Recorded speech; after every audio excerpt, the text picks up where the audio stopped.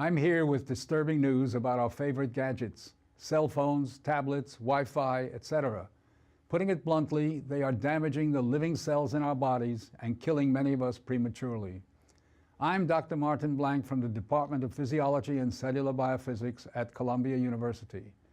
It is distressing for me and more than 160 colleagues who today are petitioning the United Nations requesting that they address this problem.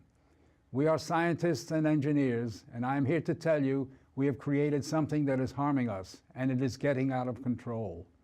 Before Edison's light bulb, there was very little electromagnetic radiation in our environment.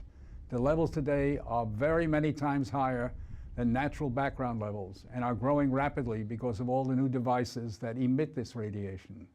An example that a lot of us have in our pockets right now is the cell phone.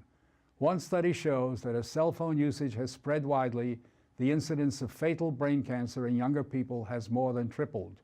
We are putting cellular antennas on residential buildings and on top of hospitals where people are trying to get well. Wireless utility meters and cell towers are blanketing our neighborhoods with radiation. It's particularly frightening that radiation from our telecommunication and power line technology is damaging the DNA in our cells. It is clear to many biologists that this can account for the rising cancer rates. Future generations, our children, are at risk. These biologists and scientists are not being heard on the committees that set safety standards. The biological facts are being ignored, and as a result, the safety limits are much too high. They are not protective.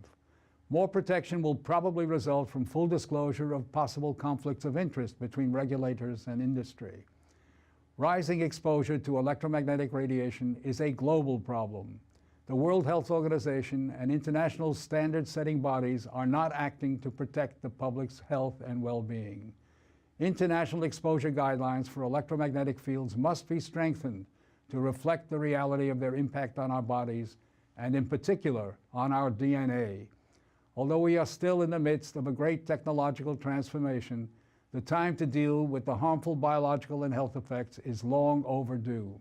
We are really all part of a large biological experiment without our informed consent.